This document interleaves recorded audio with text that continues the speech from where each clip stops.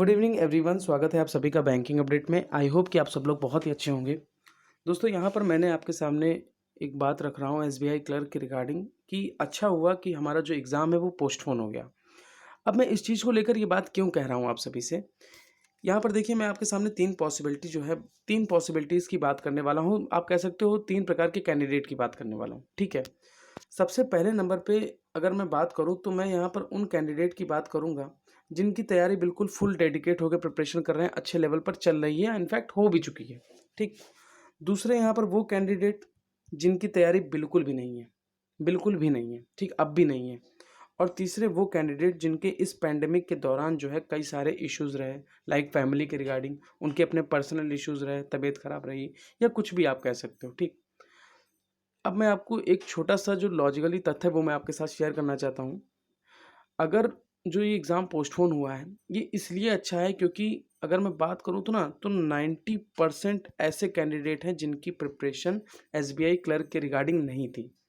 90% ऐसे कैंडिडेट हैं जिनकी प्रिपरेशन इस एग्ज़ाम के रिगार्डिंग नहीं थी। समझ रहे हैं ना? अब यहाँ पर जो हमारी पहली कैटेगरी के एस्पायरेंट आ जाते हैं, मतलब आप कह सकते हो जो डेडिकेट होके ऑलरेडी अभी भी प्रिपेयर कर रहे हैं, जो कह सकते हो कि अगर वो और आगे से डेडिकेट होके प्रिपेयर करते रहे तो भैया वो कट ऑफ बहुत ऊंचा पहुंचा देंगे, ठीक। वो तो अब भी लगा पड़ा है, तो उसको तो कोई प्रॉब्लम नहीं है। पोस्टपोन अगर उसके लिए हो गया तो ठीक है भाई, उसको और एक्स्ट्रा में टाइम मिल गया, मतलब जो उसके सामने चीज़ें हैं वो अपने आप को और बेहतर कर लेगा, जो पहली कैटेगरी का है। सवाल यहाँ पर दूसरी और तीसरी कैटेगरी वालों की अगर मैं बात करूँ, दूसरी कैटेगरी वाले जिनकी प्रिपरेशन अभी तक भी नहीं है या जिन्होंने चालू नहीं करी, और तीसरी कैटेगरी वाले जिनके फैमिली इश्यूज आ गए इस पैंडेमिक के दौरान, चाहे वो कुछ भी हो, इस कारण वो अपनी तैयारी नहीं कर पाए। ये जो अपॉर्चुनिटी है ना, जो पोस्टपोन हुआ एग्जाम की अपॉर्चुनिटी सेकंड और थर्ड कैंडिडेट वालों के लिए। क्यों? क्योंकि अब आप उस मोड़ पे खड़े हो चुके हो, अब आप उस जगह पर आ चुके हो जहां पर एक जो बंदा ऑलरेडी प्रिपेयर कर रहा था, अब आप भी उस लाइन में पहुंच चुके हो।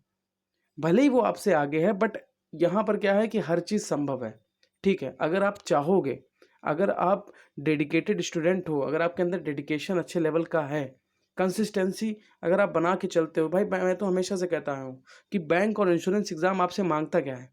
सिर्फ और सिर्फ डेडिकेशन, आपके कंसिस्टेंसी और आपके 4 मंथ, बस इतना आपने कर लिया ना तो भाई आपका एग्ज़ाम निकल जाएगा। और जो सेकंड और थर्ड कैटेगरी के जो कैंडिडेट हैं, उनके सामने अब ये पोजीशन आ चुकी है और आपको अब अपना बेस्ट देना है। बट एक चीज़ मैं आपके साथ इस वीडियो में शेयर करने वाला हूँ, तो चलते हैं ज़रा अपने यूट्यूब चैनल की तरफ। दोस्तों, मैं आपको हमेशा से एक चीज़ कहते हुए आया हूँ कि अगर आपको बैंक और इंश्योरेंस एग्ज़ाम अगर आपको क्रॉस करना है ना, तो आपके लिए सबसे मेन जो हथियार है आपका, वो क्या है? वो आपको भी मालूम है कि जो रामबाण है, वो है मॉक टेस्ट। कल मैंने एक पोल कराया था जो मैं आप सभी के साथ शेयर करने वाला हूँ, ठीक है। इसमें कोई लोग भाई जो मतलब जिसको भी बुरा लगे यार, बिल्कुल आप आराम से डिसलाइक कर देना, कोई दिक्कत नहीं है, ठीक। बट मैं जो आपके साथ शेयर करने जा रहा हूँ आप उसको एक बार ध्यान से समझ लो, सुन लो उसको, ठीक है। यहाँ पर चलते हैं अपने कम्युनिटी टैब की तरफ, ठीक है। कल मैंने एक पोल कराया था और उसमें मैंने कुछ बात रखी थी, यहाँ पर वो मैं आपको दिखाना चाह रहा हूँ। ये पोल कल का हुआ था, यहाँ पर मैंने बोला था do you have a test series, ठीक है। तो यहाँ पर जो हमारे यस के कैंडिडेट हैं वो तो भैया जो है 65% है, 1000 वोट यहाँ पर ऑलरेडी पड़ चुके हैं, ठीक है।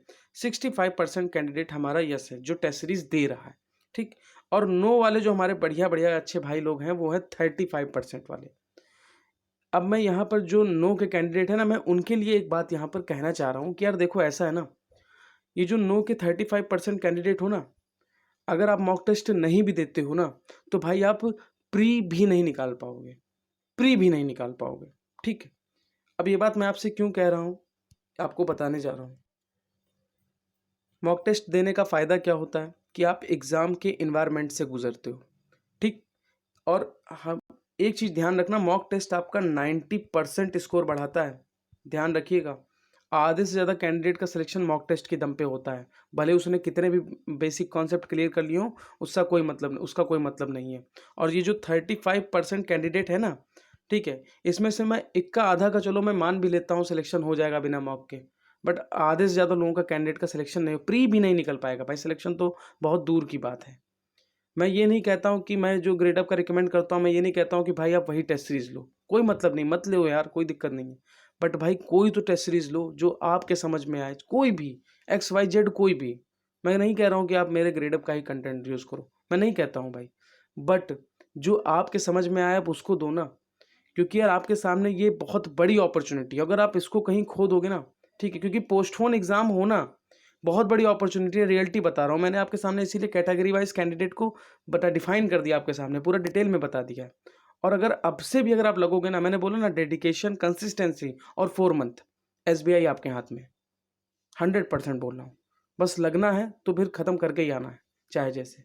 और मेन आपके लिए मॉक टेस्ट ही होगा, ग्रेडअप का नहीं लगाना, कोई बात नहीं, जो आपको समझ में आए आप वो करो।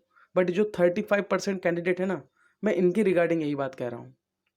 इसीलिए भाई बुरा मत मानना, ठीक है। एक भाई के नाते कह रहा हूँ आप सभी से, लग जाओ प्रिपरेशन में, अपॉर्चुनिटी दोबारा नहीं मिलेगी जो ये आपके सामने है। Thank you, have a nice day. अपना ध्यान रखो, और चैनल पर नए हो सब्सक्राइब कर लेना।